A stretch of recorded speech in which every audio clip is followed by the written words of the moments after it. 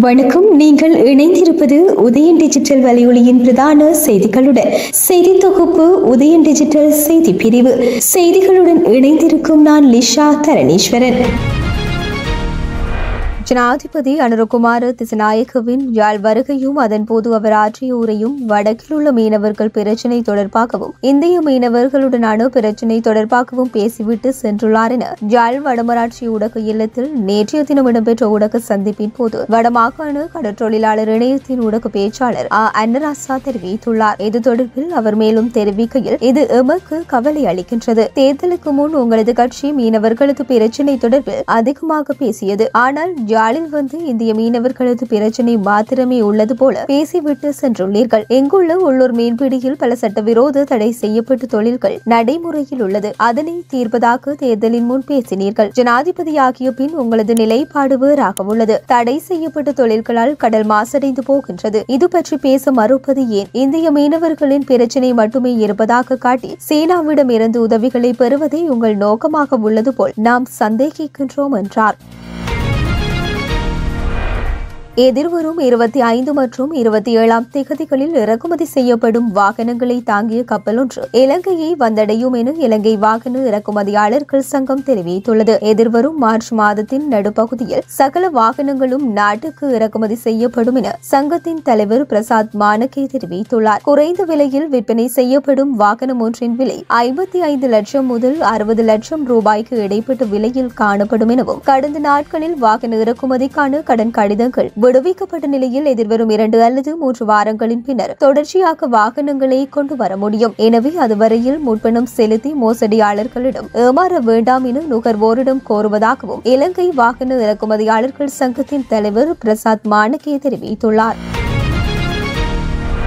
உலகின் முக்கிய நாடுகளுக்கான தூதர்களாக அரசியல் நியமனங்களை மேற்கொள்ளும் அரசாங்கத்தின் தீர்மானம் குறித்து இலங்கை வெளிநாட்டு சேவையாளர் சங்கம் தனது கடும் அதிருப்தியை வெளிப்படுத்தியுள்ளது. இலங்கை வெளிநாட்டு சேவைக்குள் அனுபவம் வாய்ந்த தொழில்முறை வெளிநாட்டு சேவை அதிகாரிகள் இருக்கும் போது ராஜதந்திர சேவைக்கு அரசியல் ரீதியான நியமனங்கள் வழங்கப்படுவதை கண்டித்து இலங்கை வெளியுறவு சேவை சங்கம் ஒரு அறிக்கையை வெளியிட்டுள்ளது. இலங்கை வெளிநாட்டு சேவையாளர் சங்கம் என்பது நாட்டின் வெளியுறவு கொள்கையை செயல்படுத்த சிறப்பு பயிற்சி பெற்ற அதிகாரிகளை கொண்ட ஒரு சேவை என்பதை அந்த அறிக்கை நினைவு கூர்ந்ததுடன், தொழில்முறை வெளியுறவு சேவை அதிகாரிகளை ஒதுக்கி வைத்துவிட்டு அரசியல் நியமனங்களை மேற்கொள்வதன் மூலம் ராஜதந்திர சேவை குறை மதிப்பிற்கு உட்படுத்தப்படுவதாகவும் அதில் குறிப்பிடப்பட்டுள்ளது. மேலும் இவ்வாறு தூதரகங்களுக்கு அரசியல் நியமனங்களை மேற்கொள்வது தேர்தலின் போது அரசாங்கம் முன்வைத்த கொள்கை அறிக்கைக்கு முரணானது என்றும், தேர்தலின் போது அரசாங்கத்தால் முன்வைக்கப்பட்ட கொள்கை அறிக்கையில் தொழில் ராஜதந்திரிகளின் தொழில்முறை சிறப்பை அடிப்படையாக கொண்ட புள்ளிகள் முறையின் அடிப்படையில் நியமனங்கள் வழங்கப்படும் என்றும் கூறப்பட்டுள்ளதாகவும், ராஜதந்திர சேவைக்கான அரசியல் நியமனங்கள் தொடர்பான கலந்துரையாடலை நடாத்துமாறு ஜனாதிபதி அனுரகுமார திசாநாயக்க மற்றும் வெளியுறவு வெளிநாட்டு வேலைவாய்ப்பு அமைச்சர் விஜித ஹேரத் ஆகியோரிடம் பல சந்தர்ப்பங்களில் கோரிக்கை விடுக்கப்பட்ட போதிலும் இன்று வரை அத்தகைய கலந்துரையாடலை நடாத்த எந்த நடவடிக்கையும் எடுக்கப்படவில்லை எனவும் குறிப்பிடப்பட்டுள்ளது.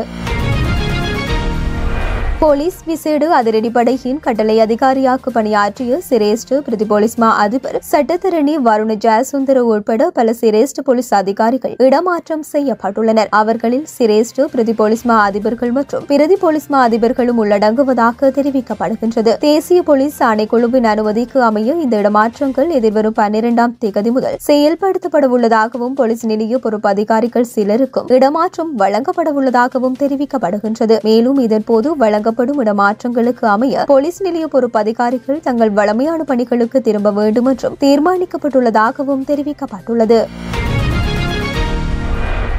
கிழக்கு மாகாணத்தின் புதிய பிரதம செயலாளர் DACN தலமங்கவை மாகாண அமைச்சுக்கள் மற்றும் திணைக்களங்களின் தலைவர்களுக்கு அறிமுகம் செய்து அவர்களுடனான கலந்துரையாடல் நேற்றைய தினம் கிழக்கு மாகாண ஆளுநர் பேராசிரியர் ஜெயந்தலால் ரத்னசேகர தலைமையில் திருகோணமலை ஆளுநர் அலுவலகத்தில் இடம்பெற்றது. அனைத்து நிறுவனங்களின் ஊழியர்களும் தலைவர்களும் பொது நிதியை முறையாக பயன்படுத்தி பொதுமக்களின் தேவைகளை பூர்த்தி செய்வதற்கும் நிறுவன மட்டத்தில் உற்பத்தி திறன் உயர்வாக செயல்படுவதற்கும் அர்ப்பணிப்புடன் இருக்க வேண்டும் என்றும் கூறினார். இந்த கலந்துரையாடலில் பிரதம செயலாளர், மாகாண அமைச்சுக்கள் மற்றும் திணைக்களங்களின் தலைவர்கள் கலந்து கொண்டனர்.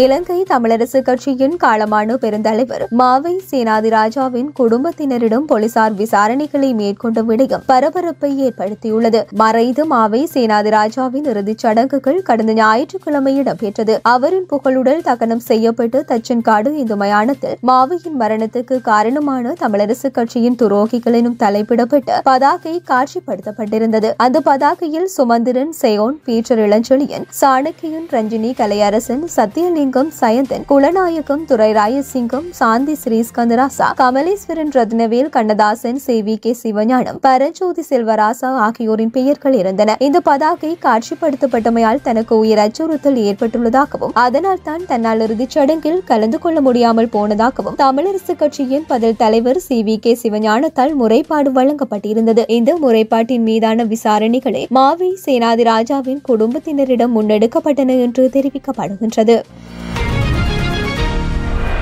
பெங்களூரில் ATM இயந்திரங்களில் பணம் நிரப்பும் ஊழியர்கள் சிவு, சமீர், மனோகர், கிறிஸ், யக்கேஷ், ஜஸ்வந்த் ஆகிய 6 பேர் ATM இயந்திரங்களில் பணம் நிரப்பாமல் சுழற்சி முறையில் ஒவ்வொரு எந்திரத்திலும் பணத்தை மாற்றி மாற்றி வைத்து ரூபாய் 43.76 லட்சத்தை மோசடி செய்தது தெரிய வந்துள்ளது. இதையடுத்து நிறுவன அதிகாரிகள் அவர்கள் மீது போலீசில் புகார் செய்ததை அடுத்து ஊழியர்கள் 6 பேரையும் விசாரித்துள்ளனர். அவர்கள் கடந்த 2023ஆம் ஆண்டு வெளியான ஒரு கொள்ளை த்ரில்லர் படத்தை பின்பற்றி ATM-இல் கைவரிசை காட்டியது தெரிய வந்தது. இதை அடுத்து அவர்களை கைது செய்த போலீசார் அவர்களிடமிருந்து ரூபாய் 52 லட்சம் மதிப்புள்ள ரொக்கம், ரூபாய் 40 லட்சம் மதிப்புள்ள 3 சொகுசு கார்களை பறிமுதல் செய்துள்ளனர். மேலும் இவர்கள் பல மோசடிகளில் ஈடுபட்டு இருக்கலாம் என்ற அடிப்படையில் போலீசார் தொடர்ந்தும் விசாரணை நடத்தி வருகின்றார்கள்.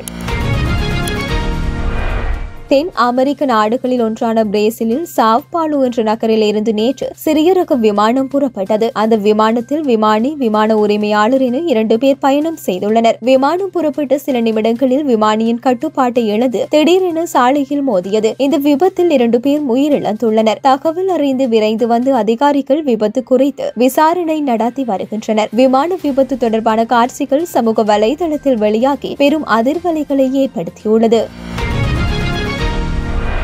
9வது ஆசிய குளிர்கால விளையாட்டுப் போட்டிகள் நேற்று இரவு சீனாவில் ஆரம்பமாகியது. இம்முறை போட்டியில் இலங்கையை பிரதிநிதித்துவப்படுத்தி 4 விளையாட்டு வீரர்கள் பங்கேற்கின்றனர். 9வது ஆசிய குளிர்கால விளையாட்டுப் போட்டிகளின் ஆரம்ப விழா வடகிழக்கு சீனாவின் ஹெய்லாங்ஜியாங் மாகாணத்தின் தலைநகரான ஹார்பினில் உள்ள சர்வதேச மாநாடு மற்றும் கண்காட்சி மையத்தில் நடைபெற்றது. இந்த விளையாட்டுப் போட்டிகளை சீன அதிபர் ஜி ஜின்பிங் அதிகாரப்பூர்வமாக ஆரம்பித்து வைத்தார். வண்ணமயமான பல நிகழ்வுகளுடன் ஆரம்பமான 9வது ஆசிய குளிர்கால விளையாட்டுப் போட்டிகளில் ஆசிய கண்டத்தை பிரதிநிதித்துவப்படுத்தும் 1270க்கும் மேற்பட்ட விளையாட்டு வீரர்கள் பங்கேற்கின்றனர். 9வது ஆசிய குளிர்கால விளையாட்டுப் போட்டிகள் பிப்ரவரி 14 வரை நடைபெறவுள்ளது. மேலும் பனிச்சறுக்கு விளையாட்டில் தங்கள் திறமைகளை வெளிப்படுத்தும் 4 விளையாட்டு வீரர்கள் இந்த ஆண்டு 9வது ஆசிய குளிர்கால விளையாட்டுப் போட்டிகளில் இலங்கையை பிரதிநிதித்துவப்படுத்துகின்றனர் என்பதும் குறிப்பிடத்தக்கது.